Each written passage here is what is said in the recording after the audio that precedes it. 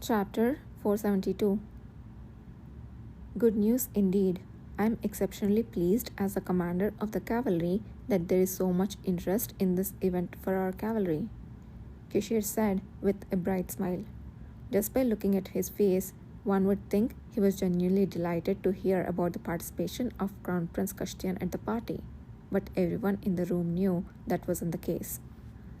Considering I planned to finalize preparations for the party attendance before this break is over, I will certainly take note of your guidance, Kishir continued. Looking forward to it. I will visit Karl Lorwick Street in the Fourth Wall District tomorrow. It's been a while. A neatly wrapped up conversation. The Emperor, pleased with the response, took a few more spoonfuls of his meal, a delicately cooked mixture of vegetables, mushrooms, and soaked rice. This time, his gaze turned to Yudhir, who had been quietly listening so far. Well, the real stars of the upcoming party are the likes of Sir Ale and such, and here I have started off with something boring. Not at all. I have heard impressive accounts of Sir Ale's exploits in the West. It's said you can manipulate multiple elements at once. Is that true? Yes, it is. Remarkable. Has this been the case from the beginning? Yudhir paused before answering. He had lied when he first joined the cavalry, saying he could only use two elements and that he could only channel them through his sword. Kishir's gaze next to him was distracting. Even though he knew Kishir wouldn't add anything to whatever he said, that very fact made him more self-conscious. I gained the ability to use my power properly after I joined the cavalry, Yudhir finally answered, neither completely truthful nor entirely false. I see. Was it difficult undertaking missions in the West? I heard you were seriously injured and was concerned. Thanks to your concern, I have fully recovered. The Emperor seemed eager to hear more details about how Yudhir had managed to face the giant Pethomet alone. Yudhir answered, incorporating stories about other cavalry members and those who had assisted at that time, so as not to make it sound like his own solitary accomplishment. However, an unaccounted for variable interfered, Kishir. I would like to add a little to that part. While it's true that others helped on the path to defeating that giant monster, the person who first suggested the idea was also my assistant. I see. But it wouldn't have been possible without the cooperation of others, so we can't overlook that, Yudhir said. Indeed, nor can we overlook the fact that they later attempted to siphon off some smaller monsters for experimentation. I already encountered that part in the reports. The Emperor nodded, recalling the incident. Kishir grinned broadly when Yudhir silently stared at him. Kishir, sensing his gaze, tilted his head with a casual shrug. His face clearly communicated that there was no issue. I really can't discuss anything related to that time. Every word spoken drew out a host of comments about the Western Mage Union's mistakes and even details about the injuries Yudhir had sustained. Despite not having witnessed Yudhir's actions against the monster, Kishir added incredibly detailed descriptions, saying, I only heard about this, but his embellishments were so vivid they could have come straight out of a hero's tale. Kishir had thought he understood quite well the extent to which Yudhir regretted the events that had unfolded, but now it seemed his understanding had been lacking. If things continued this way, it seemed inevitable that Emperor Kaluza would come to believe that Yudhir Ale had single-handedly managed everything from start to finish and had suffered all the injuries alone. Therefore, he hurriedly addressed Kishir. Commander, I appreciate your high regard for me, but the question from His Majesty was about how I captured the monster. I believe it's only appropriate to answer accordingly. It's a fact that I moved with the help of others. True, I never said you were wrong. I just wanted to make clear that you were my assistant from the beginning to end. Was there any falsehood in what I said?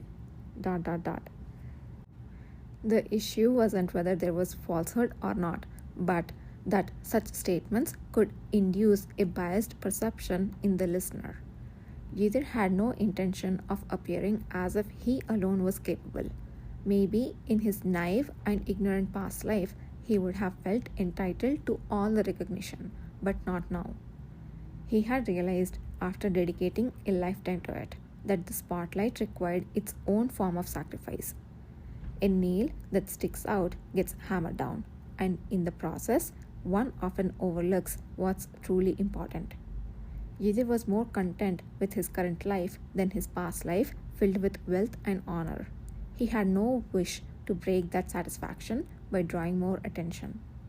As he hesitated over what else to say to the brazenly smiling face before him, a faint sound of laughter came from his side. Turning his head, he saw Emperor Kalusa covering his mouth with a fist and chuckling. Considering that Kishir had always maintained a tireless and composed expression, Yidr was somewhat surprised. Before meeting Sir Ale, I had an impression based solely on reports. Reality is quite different. I apologize for raising my voice in your presence, Your Majesty. What's there for my assistant to apologize for? If apologies are necessary, I should be the one to offer them, although I'm sure His Majesty wouldn't find it necessary. Yes, it's not necessary. At the Emperor's quick reply, Kishir glanced at Yidr as if he had expected as much. The Emperor, having stifled his laughter, sighed and spoke. Sir Ale seems unusually humble.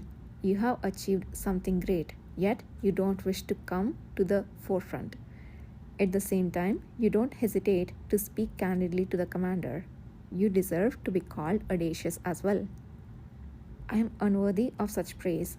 As I have just mentioned, I didn't accomplish this alone. But if you weren't there, that monster would not have been captured so easily. The Emperor cut off Yidr's words and stated flatly, I don't think we were able to catch the monster quickly because it was weak or insignificant. We could do it because your judgment and abilities are that remarkable. Don't undervalue what you have done. It was terrifying how similar the words were to what Kishir, his kin, might say. While it's true that everyone contributed to achieving this, it's also good to receive proper recognition for what you have done. I was a bit concerned that the reward I would offer might seem too small, but it looks like there is no need to worry about that. Excuse me? At Yidr's question, another faint smile crossed Emperor Kalusa's face. Your Majesty, would it be appropriate to bring in dessert now that the meal has concluded? Before Yidr could ask anything further, one of the attendants cautiously interjected. It was someone who had been listening intently to the great tale of Yidr Ale's monster handling, feigning indifference but clearly intrigued. Emperor Kalusa glanced at Yidr and Kishir with a noticeably invigorated voice. I have no plans to eat more. What about you? Shall we bring in dessert? The food seems to have suited your palate, fortunately. The Emperor, about to ask if the food had suited them, switched his words upon seeing Yidr's empty plate. Yes. I was also thinking that the fish dish was quite good.